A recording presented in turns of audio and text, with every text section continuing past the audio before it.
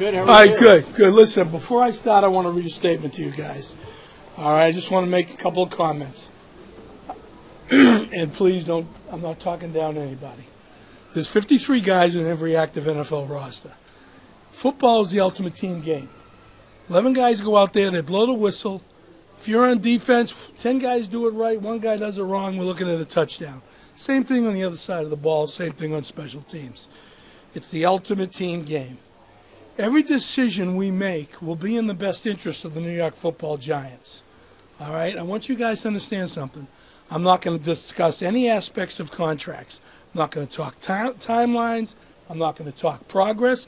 I'm not going there. I didn't do it in Carolina. I ain't doing it up here. Plain and simple. Okay? One of the most important responsibilities that any GM has is to eliminate internal and external distractions. Okay? It's my responsibility to create the atmosphere that allows players to play and coaches to coach. That's part of my job. And I really believe that. And the other thing I want you to understand, I'm not going to respond to hypotheticals. I'm telling you right now. So you're sitting there saying, you know, what's Dave doing? What's he talking about? In the past 2 days, there have been 2 reports about Odell. Okay? They've been floated that he won't take the field without an extension, and the Rams are interested in trading for him. I understand the reports. People are going to print stuff. I get it. But I want you to understand this. Neither Odell nor his agent have contacted us regarding either report. So to be clear, I'm not going to respond to questions about either report. And as I stated earlier, every decision I make is going to be in the best interest of the New York Football Giants. So, with that being said, let's talk football. All right? I don't know if this qualifies covering what you just covered, but do you want Odell on your team? I'm not going there. Next question. Dave, you said last month that Odell had a clean slate with the off-field stuff and everything. Yeah, that's what I said. Has that slate Yeah. been scuffed up already? What's that? Has this slate been scuffed up already? You tell me. I You don't know. tell me. There's been a lot of stuff, right? You tell me. Video? Next question. You know, when the Rams executives were asked about Odell, that report and Odell Beckham, they said, you know, we got to be careful. We don't talk about other teams' players, but you've seen what we've done in the offseason. We're not afraid to trade for anyone. Have they contacted you about Odell Beckham? I'm not responding to that report. Dave, what was your response? What was your reaction to the video? Not the report, but the video when it came out 3 weeks ago. What was your response to it? You know, it came out. It's a video. I'm an old man. I got bad eyes. I see this 7-second thing flashing in front of my face. All I saw was the pizza. Look at me. Okay? So at the end of the day, you know. Have you? I know Pat talked to him. Have you talked to Odell though? I'm sorry? Have you talked to Odell? I haven't had the opportunity. No. Not since he went to LA. Come on, ask a football question. Will you guys? Come on. Help me out here. I'm sorry? Who are you going to draft? Best player. How's that? Dave, Yo. I have a football question for you. Do you think Odell will be catching touchdown passes for the Giants this year? That's a football question. Nice try, Gary. Next question. I can't hear you, Kim. I'm sorry, I'm 17 people back. At your introductory press conference, I asked you if you thought Odell was best as a solution for the Giants in terms of rebuilding and getting back to a winning organization. You said yes. Does that answer still stand? Well, You're better with him. The bottom line is, Ernie taught me, and I told you guys this, you don't quit on talent. Dave, on the outside looking in, what's it like going through the Carolina Panthers sale as somebody that's been there and to see it unfold? Well, you know, listen, there's a lot of people down there I really care about. And obviously their worlds are topsy-turvy right now. So I feel badly about, you know, it is what it is. But I feel badly for them as people because it's hard. It's very hard when you're sitting there and you don't know what's going to happen next. It's tough, and I feel for them. Dave, we saw the Jets trade up to 3. Can you give us an idea? Has there been a hot market for the number 2 pick? Without maybe saying what teams, has there been a lot of interest in the number 2 pick? It's not Odell. It's good. I know it's legit. It's fair. I'm trying to give you the right answer. Okay. Have we had calls? Yes. Yes, but we haven't set our board yet. All right, and again, it's about when you're drafting, when you're signing unrestricted free agents, it's all about value. It really, truly is. I've said it. I think I said it when I was with Kim on the NFL Network. Guys, this is the second pick of the draft. We really have to picture this guy putting on a gold jacket, because if we can't picture that, really, and I had that. I remember my very first year in the league. Excuse me, I was with the Bills. We had the third pick of the draft as an intern, and Dick Roach, hell of a DB coach, veteran DB coach, said, we're talking, and he made the statement. We're not talking about, is this guy the third best player of this draft? Is this guy worthy of being the third pick of any draft? So that's the conversation we're having, is whoever when we set the board and have our conversations, is that guy worthy of being the second pick of a draft? ... Can we picture him putting him someday, maybe putting on a gold jacket? So, Dave, having said that, so you're saying this second pick has to be worthy of a second pick any year, right? So when you, let's say for quarterback specific, this quarterback, if you would take one at number 2, has to measure up not just to this class, but to all classes you can think of. Absolutely. So you can't. You have to think that way, Paul. You can't. You can't draft anybody with the second pick, hoping. You've got to listen. Kajanakana was the first pick of the draft back in '90. Carolina, their first year, they flipped it. Okay, Kajanakana was a great college football player who was on his way to having a great college career. A pro career, and he blew out his knee. You can't account for that. You just can't account for it. Some guys just are injury busts. It happens. But you are not. So when you look at Josh Rosen and Allen and Darnold and Mayfield, whoever, you're comparing them with each other, but you also have to look at them as compared to Eli or Roethlisberger or Absolutely. Rivers or Mariota or any of those guys. You have to. Yeah. Paul, you can't.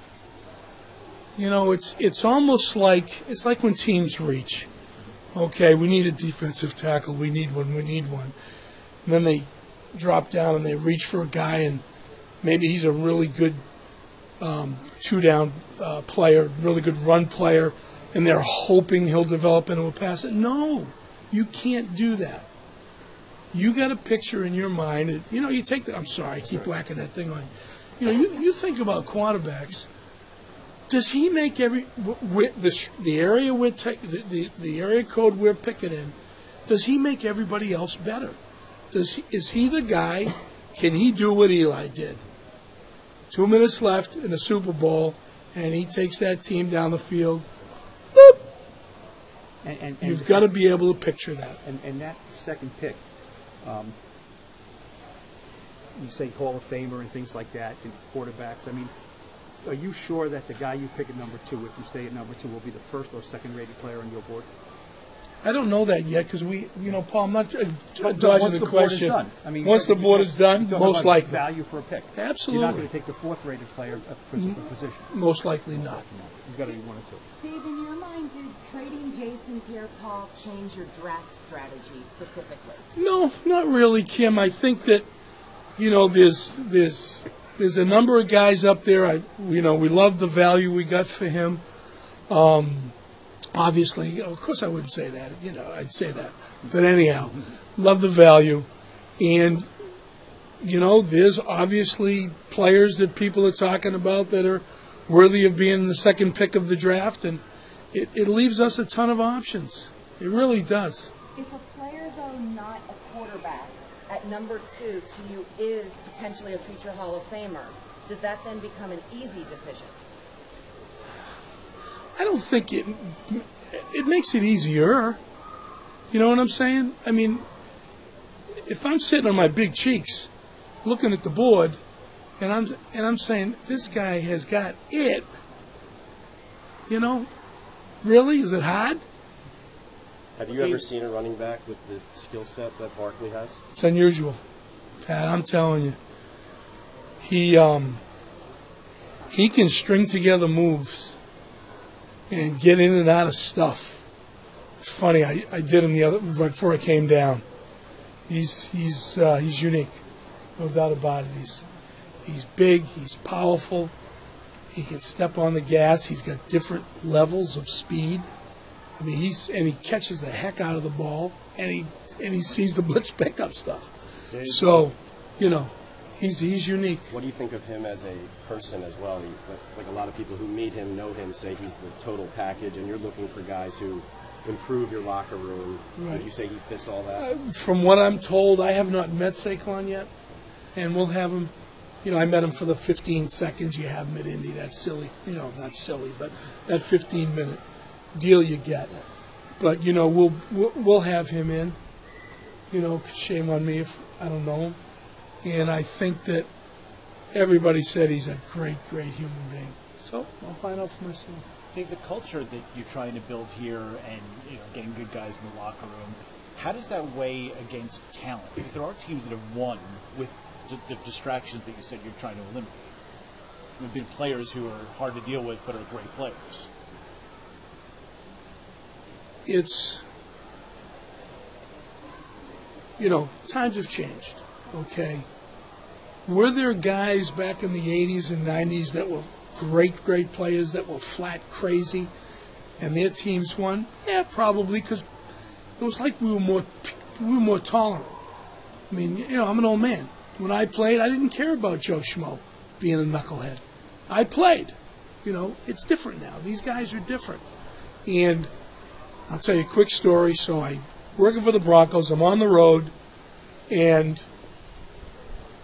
Director of College Scouting was a new guy, so he wanted to travel with me. So I done it. Traveled with him for 10 days. It was not easy. But anyhow, so we're talking, and finally, after about day 7, I said, listen, there's 6 of us that are scouting.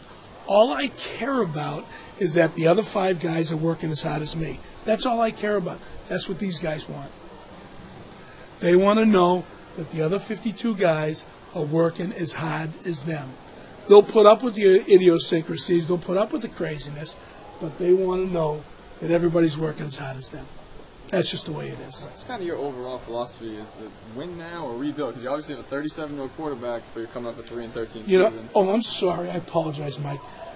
I think that you're important. I think that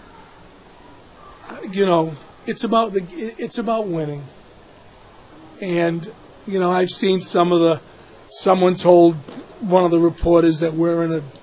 I'm going to tear down. We're not spending $62.5 million on Nate Solder or spending the money on Patrick Olave, and we're not trading for Alec Ogletree if we're in tear down. I'm not doing that. It's about we've evaluated the roster. We have we've developed a plan moving forward. It's about winning now. I mean, who wants to lose? I don't. Dave, what were your interactions like in Carolina with Tina Becker? A lot of folks don't know much about it. Well, I'll answer it real quick. I spoke to David Newton yesterday. Tina is very qualified for what she's doing. I don't know what. By saying no one's untouchable when he was asked about Odell. So what makes it so hard to say, if you feel this way, Odell's part of our team, we want him on our team, end of story? He is. He's on our team. And he will be on your team?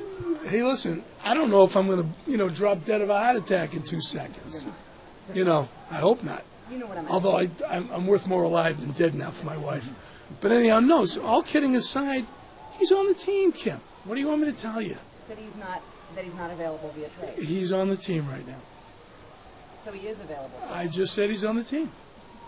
And you can't say whether you want him to continue to be on the team? Or? Listen, you don't quit on talent. I told you that. Two more guys. What do you consider, this is not specific to Odell, although obviously he's part of the conversation, what do you consider to be a distraction that's too much? Are you talking about a contract issue or a player who's a bad guy or like a distractions or anything? I want you to think about it this way, okay? you know, I can't say this anymore because you guys are all working out of the homes. But back in the day, when you didn't work out of your home, you walked into your office, and you knew the person in the third cubicle on the right was a pain in the neck to deal with. The person in the seventh cubicle on the left was a pain in the neck to deal with, and you knew you were going to have to deal with them at some point during the day. Did you want to go in? No. My responsibility is to create a locker room atmosphere that they want to be there. They want to be there, and they can focus on their work. Listen, we're all human beings, and sometimes, as hard as we try to put things in boxes, we can't always do it. So that's a big part of my responsibility, eliminating those distractions to allow coaches to coach and players to play. All right, one more. What impression are you under about Odell's work ethic and his commitment? You mentioned earlier the commitment to work the hardest you can. And Kid works his fanny off. I mean, his rehab is going terrific. Sends us pictures, videos. Yeah, he's funny. Send us a video about him running. He's